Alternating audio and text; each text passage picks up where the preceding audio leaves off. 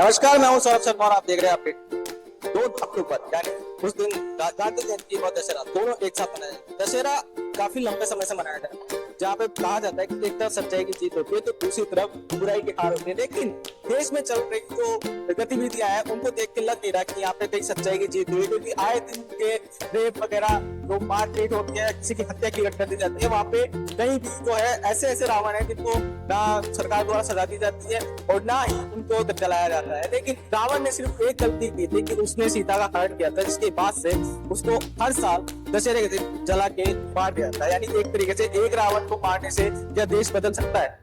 ये बहुत बड़ा सवाल है देश के लिए कि एक रावण के जलने से क्या देश बदल सकता है। हर साल हम दशहरे के दिन है जो रावण के पुतले जलाए जाते हैं, लेकिन हम बातचीत करते हैं यहाँ पे मौजूद लोगों से कि दशहरा क्यों मनाया जाता है और इसके लिए जो देश में जो सवाल है, जो देश का सबसे बड़ा सवाल है कि दशहरे के दिन जो रावण को जलाया जाता है क्या वाकई सच्चाई की जीत हुई है।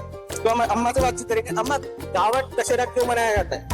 रावण दशहरा मनाया जाता है कि रावण भस्म हो जाते, तो कोई कहते हैं कि पहले जिंदा था वो भस्म हो जाते, तो इसलिए रावण बनाया जाता है। मेहनत करते बनाते।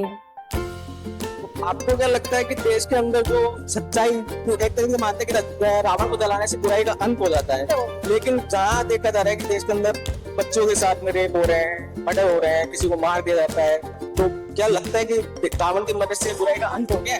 अंत तो होने चाहिए पर होते वो हो नहीं रहा ना। अंत तो घने रावण बनाते कि भाई रावण की सबके मन में रावण की रेचा आ जाती है तो रावण जलते इनके मन में जो है वो जल जाए, किंतु ऐसे तो कल से होते नहीं और नहीं कुछ होते। तो हम अब अंकल से बातचीत करेंगे इसी मामलों को लेके।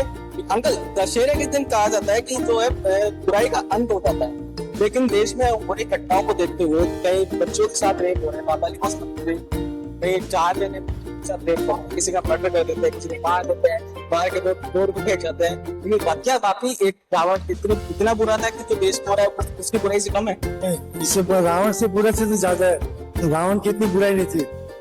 रावण ने खाली एक दुष्कर्म किया था, लेकिन अभी नहीं तो भारत में जो हो रहा है वो बहुत बुरा हो रहा है। इसके लिए सोचना चाहिए। इस बुराई के लिए जो ये बुराई चल रही है देश के अंदर, इसके लिए आप जनता को सरकार को क्या संदेश देना चाहते हैं? रावण के जरिए संदेश देना चाहते कि बुराई का अंत होना चाहिए। रावण बुरा था इसलिए दशहरे में रावण का पुतला जलाया जाता है। इसी तरह हर बुराई का अंत होना चाहिए। ये जो बुराई चल रही है, जो रेप वगैरह हो रहे हैं, मर्डर वगैरह हो रहे हैं, इसको देखते हुए आपको लगता है कि हर साल रावण को जलाना सही है? हाँ, रावण को जलाना तो सही है। दशहरे के इसलिए त्योहार मनाते कि बुराई का अंत हो और बुराई का अंत हो जाए। जो देश के अंदर चल रहा है उसको देख के लगता तो नहीं है कि रावण के जलाने से बुराई का अंत हो रहा है, बल्कि बुराई बढ़ती जा रही है। प्रशासन और सरकार एक तरीके से देखे तो उनका सपोर्ट भी कर रही है और उनके खिलाफ कार्रवाई भी कर रही है किसी के खिलाफ, और कहीं ना कहीं उनको छूट भी मिलती है।